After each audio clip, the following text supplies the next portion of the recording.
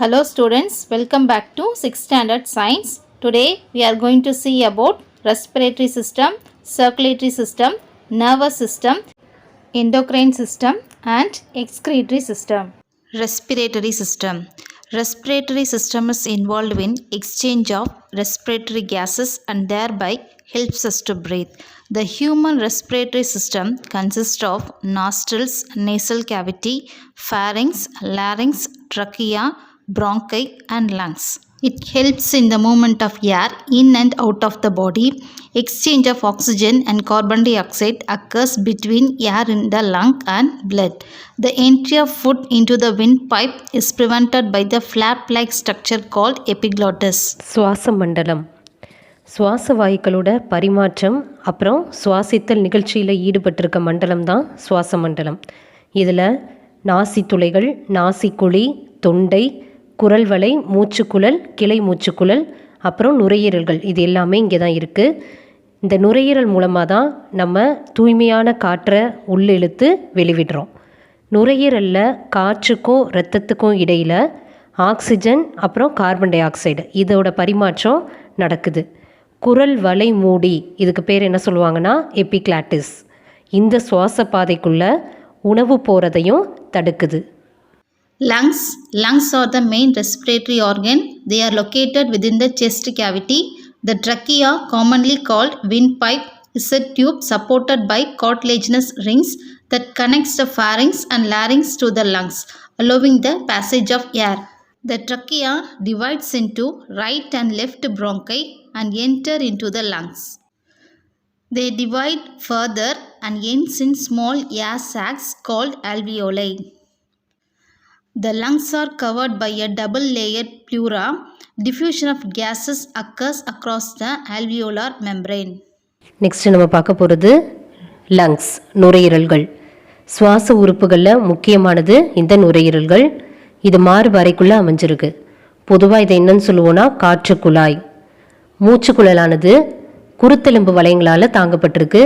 இது குரல் வலை, தொண்டையை நுரையீரல்களோட இணைச்சு காற்று போகிறதுக்கு ஈஸியாக அமைஞ்சிருக்கு. மூச்சுக்குழல் மார்பறைக்குள்ளே நுழையிறப்ப 2 மூச்சுக்கிளை குழல்களாக பிரிஞ்சு வலது இடது ரைட் அண்ட் லெஃப்ட் நுரையீரல்களுக்குள்ளே நுழைஞ்சு நிறைய நுண்குழல்களாக பிரிஞ்சு கடைசியாக நுண்காற்று பையில் திறக்குது. இந்த லங்ஸை சுற்றி 2 அடுக்குகளை கொண்ட ஒரு பாதுகாப்பு படலம் ஒன்று இருக்குது. இதுக்கு பேர் என்ன சொல்லுவாங்கன்னா ஃப்ளூரா. வாயுக்களோட ஊடுருவல், அதாவது ஆக்சிஜன் மற்றும் கார்பன் டை ஆக்சைடு, இது நுண்காற்று பையை சுற்றி இருக்கிற மெல்லிய சுவர் வழியாக நடைபெறுது. Exchange of gases by the respiratory system involves 3 different processes such as external respiration, intake of oxygen from the air and releasing of carbon dioxide from the lungs occurs through nostrils. Internal respiration, taking in of oxygen and giving out carbon dioxide. The circulatory system transports oxygen and carbon dioxide to and from all parts of the body. Hemoglobin in the red blood cells transport oxygen and carbon dioxide. Cellular respiration, cells take in oxygen and release carbon dioxide. இந்த சுவாச மண்டலத்தின் மூலமாக நடைபெறுற வாயுக்களோட பரிமாற்றம் 3 வேறுபட்ட செயல்நிலைகளை கொண்டிருக்கு. என்னென்ன அப்படின்னா external respiration வெளி சுவாசம், இன்டர்னல் ரெஸ்பிரேஷன் உட்சுவாசம், செல்லுலார் ரெஸ்பிரேஷன் செல் சுவாசம். இப்போ ஃபஸ்ட்டு நம்ம பார்க்க போகிறது வெளி சுவாசம், எக்ஸ்டர்னல் ரெஸ்பிரேஷன். நாசி துவாரங்களோட வழியாக காற்றுல இருக்க ஆக்சிஜன் உள்ளிழுக்கப்பட்டு நுரையீரல்களில் இருக்க கார்பன் டை ஆக்சைடு வெளியிடப்படுது. இதுதான் வெளி சுவாசம். அடுத்தது இன்டர்னல் ரெஸ்பிரேஷன் உட்சுவாசம். இரத்த ஓட்ட மண்டலம் வழியாக ஆக்சிஜன் நம்மளோட உடம்பு ஃபுல்லாக செலுத்தப்பட்டு அங்கே இருக்க கார்பன் டை ஆக்சைடு எடுத்து செல்லப்படுது. இரத்த சிவப்பணுக்களில் இருக்க ஹீமோக்ளோபினால் ஆக்சிஜன், கார்பன் டை ஆக்சைடு இது ரெண்டுமே கடத்தப்படுது. 3வது பார்க்க போகிறது செல்லுலார் ரெஸ்பிரேஷன் செல் சுவாசம். செல்கள் வழியாக ஆக்சிஜனை எடுத்துக்கிட்டு கார்பன் டை ஆக்சைடை வெளிவிடுது. Do you know each lung has about 300 million air sacs or alveoli? Yawning helps us to take in more amount of oxygen and to give out carbon dioxide. மனிதனோட ஒவ்வொரு லங்ஸ்லையும் ஏறக்குறைய 300 million நுண்காற்று பைகள் இருக்குது. நம்ம கொட்டாவி விடுறப்ப அதிக அளவு ஆக்சிஜனை எடுத்துக்கிட்டு அதிக அளவு கார்பன் டை ஆக்சைடை வெளியிடுறோம். Circulatory system. The circulatory system is one of the important system consisting of heart, blood vessels and blood. It transports Respiratory gases, nutrients, hormones and waste materials within the body. It protects the body from harmful pathogens and also regulates the body temperature. அடுத்தது இரத்த ஓட்ட மண்டலம். நம்ம இரத்த ஓட்ட மண்டலம் இதயம், இரத்த குழாய்கள், இரத்தம் இது எல்லாத்தையும் உள்ளடக்கியதாக இருக்குது. இது நமது உடலில் இருக்க சுவாச வாயுக்கள், உணவு சத்து பொருட்கள், ஹார்மோன்கள், கழிவுப் பொருட்கள் இது எல்லாத்தையும் கடத்துது. இது தீங்கு விளைவிக்கக்கூடிய நோய்க்கிருமிகள்கிட்ட இருந்து நம்மளை பாதுகாக்குது. அது மட்டும் இல்லாமல் உடல் வெப்பநிலையை ஒரே சீராக வச்சுக்கிறதுக்கும் உதவி செய்யுது. Heart is located in the thoracic cavity between the two lungs. The heart is four-chambered and is surrounded by a double-layered membrane called pericardium. The heart pumps blood continuously throughout our lifetime. Next நம்ம பார்க்க போகிறது heart, இதயம். இதயம் மார்பறையில் 2 நுரையீரல்களுக்கு இடையில் அமைஞ்சிருக்கு. நம்ம heart 4 அறைகளை கொண்டு இருக்கு. இதயம் 2 சுவர்களை கொண்ட பெரிகார்டியம் அப்படின்ற உரையால் சூழப்பட்டிருக்கு. நம்மளோட இதயம் நம்மளோட வாழ்நாள் முழுவதும் தொடர்ந்து இரத்தத்தை அமுச்சுக்கிட்டே இருக்கு. Blood vessels. 3 types of blood vessels are present in the body. They are arteries, veins and capillaries. They form a closed network through which the blood is circulated. இரத்த குழாய்கள். நம்மளோட உடம்புல 3 வகையான இரத்த குழாய்கள் இருக்குது. அது என்னென்னா தமனிகள், சிரைகள், தந்துகிகள். இது மூடிய வலைப்பின்னல் போன்ற அமைப்பை ஏற்படுத்தி அது வழியாக இரத்தத்தை எடுத்து செல்லுது. Blood is a fluid connective tissue of red color containing plasma and blood cells. There are 3 types of blood cells, namely red blood corpuscles, white blood corpuscles and blood platelets. RBCs are produced in the bone marrow. இரத்தம் ஒரு திரவ இணைப்பு திசு. இந்த இரத்தம் plasma மற்றும் இரத்த அணுக்களை கொண்டு இருக்கு. இரத்த அணுக்கள் 3 வகையாக இருக்குது. என்னென்ன அப்படின்னா இரத்த சிவப்பணுக்கள் அதாவது RBCs, இரத்த வெள்ளை அணுக்கள் WBCs, இரத்த தட்டுகள் பிளேட்லெட்ஸ். இரத்த சிவப்பணுக்கள் எலும்பு மஜ்ஜையில் உருவாக்கப்படுது. Donate blood. Hospitals have blood banks where blood can be temporarily stored before it's given to the patients in need. Every healthy person over 18 years of age can donate blood so that it can be given to persons in need during emergencies of accidents or operations. Blood donation saves their life. Next இரத்த தானம். Blood donate பண்ணுறாங்கல்ல அது.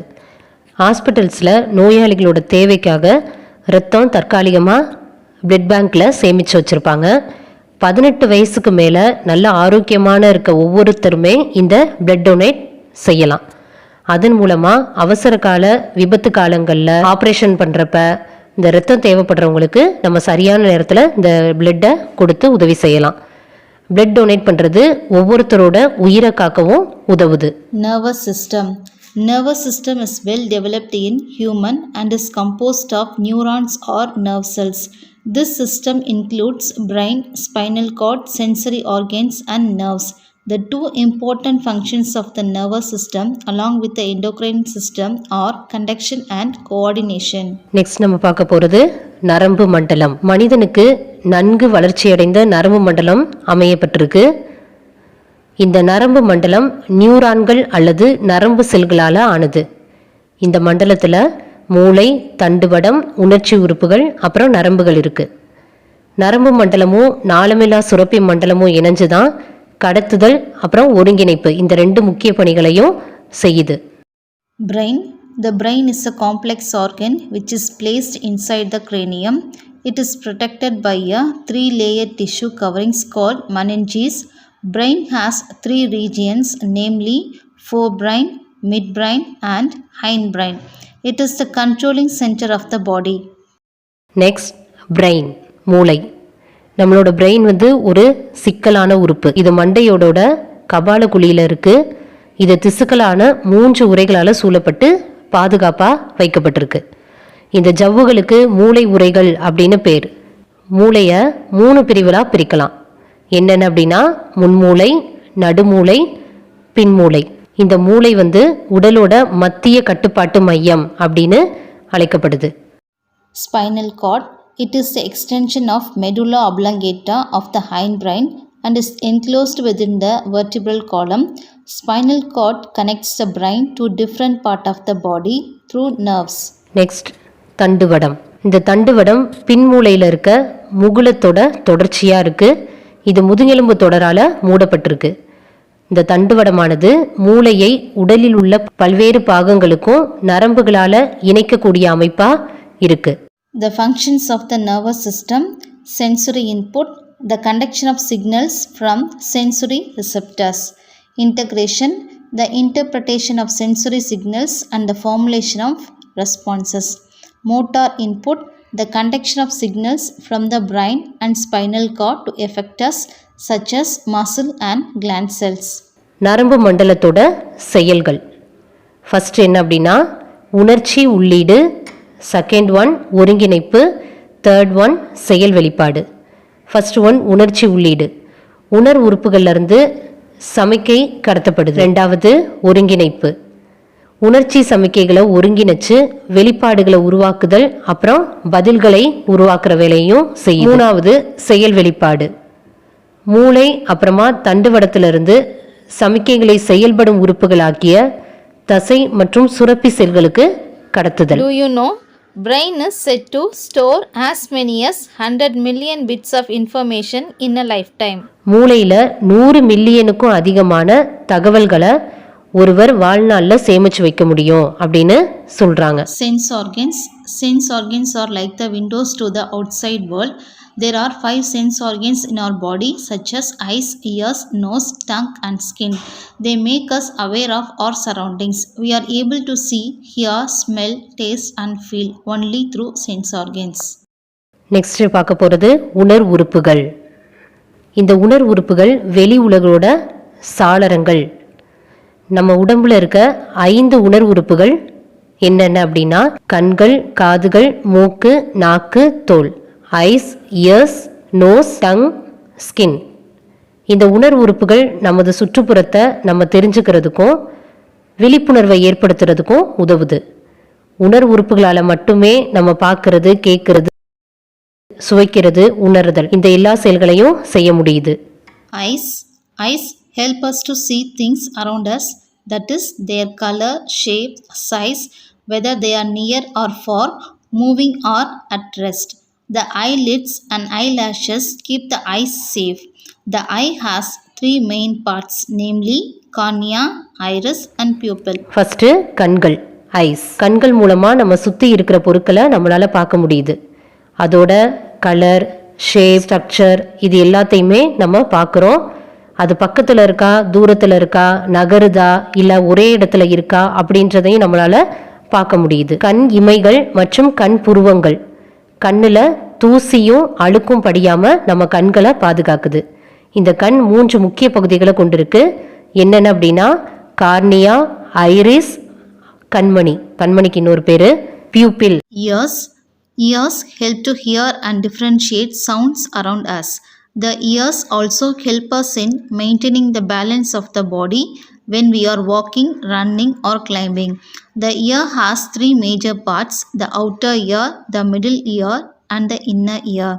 The outer ear in human beings is made up of an external flap called pinna. அடுத்து நம்ம பார்க்க போகிறது செவிகள். இந்த செவிகள் நம்ம சுற்றி இருக்க ஒலிகளை, அதாவது சத்தத்தை கேட்கறதுக்கு உதவுது. அதிக சத்தமாக இருந்தாலும் இல்லை குறைவான சத்தமாக இருந்தாலும், இல்லைனா ரொம்ப மகிழ்ச்சியை கொடுக்குற சத்தமாக இருந்தாலும், இல்லைனா நமக்கு விருப்பம் இல்லாத சத்தமாக இருந்தாலும் அதை நம்மளால் வேறுபடுத்தி பார்க்க முடியுது. அது மட்டும் இல்லாமல் நம்ம காதுகள் நம்ம நடக்கிறப்பையும் ஓடுறப்பையும் மலையில் ஏறப்பையும் நமது உடலை சமநிலையில் வச்சுக்கிறதுக்கு உதவுது. நம்மளோட காதுகள், அதாவது செவி புறச்செவி, நடுச்செவி, உட்செவி அப்படின்னு 3 பகுதிகளை கொண்டிருக்கு. மனிதனோட புறச்செவியில ஒரு மடல் ஒன்று இருக்கு. அதுக்கு பேர் என்ன அப்படின்னா புறச்செவி மடல், அதாவது பின்னா அப்படின்னு அழைக்கப்படுது. Skin is the largest sense organ as it covers the whole body. The skin helps to feel the things around us by touching, that is whether they are hot or cold, smooth or rough, dry or wet, hard or soft. Skin covers the body and protects it from germs. It also keeps the body moist and regulates the body temperature. Next skin. உடல் ஃபுல்லாக மூடி இருக்க ரொம்ப பெரிய உணர்வு உறுப்பு தான் இந்த தோல், ஸ்கின்.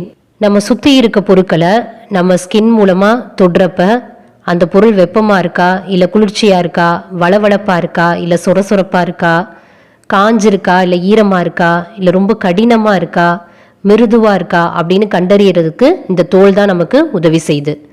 இந்த தோல் உடலை மூடி இருக்கிறதுனால தான் நோய் கிருமிகள்கிட்ட இருந்து நமது உடம்பை நம்மளால் பாதுகாத்துக்க முடியுது. அது மட்டும் இல்லாமல் நமது உடலை ஈரப்பசையோடு வச்சிருக்கிறதுக்கும் இந்த ஸ்கின் ஹெல்ப்ஃபுல்லாக இருக்குது. சரியான உடல் வெப்பநிலையை ஒழுங்குபடுத்தியும் வைக்குது. Functions of the skin. Skin forms an effective barrier against infection by microbes and pathogens.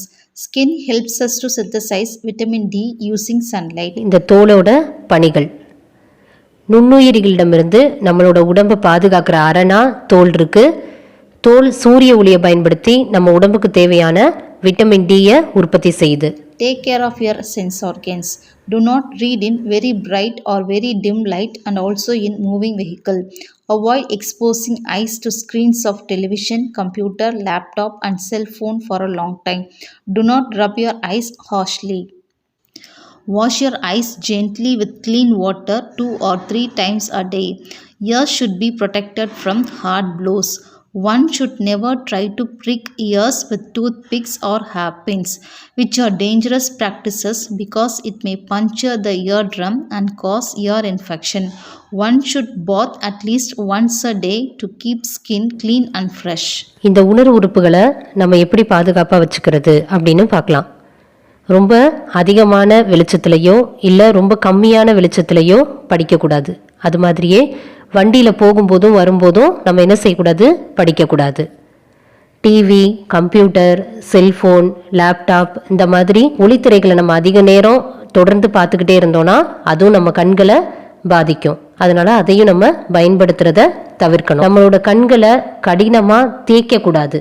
கண்களை அடிக்கடி நம்ம தேய்ச்சிக்கிட்டே இருக்கக்கூடாது. கண்களில் இருக்க தூசிகளை அகற்றுறதுக்கு டெய்லி 2 or 3 times நல்ல சுத்தமான தண்ணியில் கண்களை கழுவணும். நம்ம காதுகளில் ரொம்ப வேகமான அடிபடுறதோ இல்லை யாராவது நம்ம காதுகளை அடிக்கிறதோ இந்த மாதிரி எதுவுமே செய்யக்கூடாது. கொண்ட ஊசி, பல்லுக்குச்சி இதெல்லாம் வச்சு காதுகளை சுத்தம் செய்யக்கூடாது. அது ரொம்பவே ஆபத்தான செயல். இதை தவிர்க்கணும். இந்த மாதிரி செய்யும்போது காது ஜவ்வு கிழிஞ்சு போகிற அளவு நிலைமை ஏற்பட்டுரும். இதனால் காது தொற்று ஏற்படும். தினமும் நம்மளோட ஸ்கின்னை க்ளீனாக வச்சுக்கணும். நல்ல புத்துணர்ச்சியோடு வச்சுக்கிறதுக்கும் தினமும் ஒரு தடவையாவது குளிக்கணும். Endocrine system regulates various functions of the body and maintains the internal environment. Endocrine glands are present in the body, produce chemical substance called hormones. Next நாளமில்லா சுரப்பி மண்டலம். உடலில் பல்வேறு செயல்களை நாளமில்லா சுரப்பி மண்டலம் தான் ஒழுங்குபடுத்தி நம்மளோட உடம்புல உட்புற சூழலை பராமரிக்குது. உடலில் நிறைய நாளமில்லா சுரப்பிகள் அமைஞ்சிருக்கு. இந்த சுரப்பிகள் ஹார்மோன்கள் அப்படின்ற வேதிப்பொருட்களை உற்பத்தி செய்யுது. இப்போ இந்த நாளமில்லா சுரப்பிகள் அதோட இருப்பிடத்தை பார்க்கலாம். ஃபஸ்ட்டு பிட்யூட்ரி சுரப்பி, இது மூளையோட அடிப்பகுதியில் இருக்கும். செகண்ட் ஃபீனியல் சுரப்பி, இது மூளையோட அடிப்பகுதியில் தான் இருக்கும். நெக்ஸ்ட்டு தைராய்டு சுரப்பி, இது கழுத்து பகுதியில் இருக்கும். தைமஸ் சுரப்பி மார்பு கூடு பகுதியில் இருக்கும். கணையம் வயிற்றோட அடிப்பகுதியில் இருக்கும். அட்ரீனல் சுரப்பி சிறுநீரகத்தோட மேல் பகுதியில் இருக்கும். இனப்பெருக்க உறுப்புகள் இடுப்பு குழியில் இருக்கும். Excretory system. The nitrogenous waste are removed from the body by the excretory system. It is composed of kidneys, ureters, urinary bladder and urethra. Next கழிவு நீக்க மண்டலம். நமது உடம்புல இருக்க நைட்ரஜன் கலந்த கழிவுகள் கழிவு நீக்க மண்டலம் மூலமாக தான் வெளியேற்றப்படுது. இதில் சிறுநீரகங்கள், சிறுநீர் நாளங்கள், சிறுநீர் பை, சிறுநீர் புறவழி அதாவது யூரித்ரா இது எல்லாமே அடங்கியிருக்கு. Kidneys. These are bean-shaped structures present in the abdominal cavity. The functional units of the kidney are called nephrons, which filter the blood and form the urine. சிறுநீரகம் கிட்னி. இந்த சிறுநீரகங்கள் அவரை விதை வடிவத்தில் அடிவயிற்று குழியில் அமைஞ்சிருக்கு.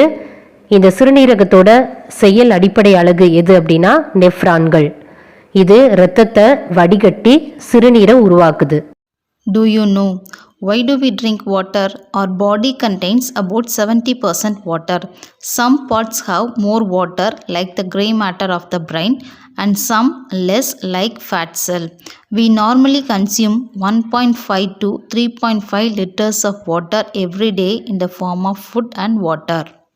உங்களுக்கு தெரியுமா நாம் ஏன் தண்ணியை குடிக்கிறோம்? நமது உடம்புல 70% வாட்டர் இருக்குது. நம்ம பிரெயினில் இருக்க சாம்பல் நிற பகுதியில் அதிக அளவு அதாவது 85% வாட்டர் தான் இருக்குது. கொழுப்பு செல்களில் குறைந்த அளவு 15% மட்டும்தான் வாட்டர் இருக்குது. நம்ம உணவு மூலமாகவும் நம்ம குடிக்கிற தண்ணி மூலமாகவும் தான் ஒரு நாளைக்கு 1.5லேருந்து 3.5 லிட்டர் வரைக்கும் தண்ணியை குடிக்கிறோம். Okay students, in this video we are learnt about respiratory system, circulatory system, nervous system, endocrine system and excretory system. Okay children, this lesson is completed. We will meet you in the next video. Thank you children.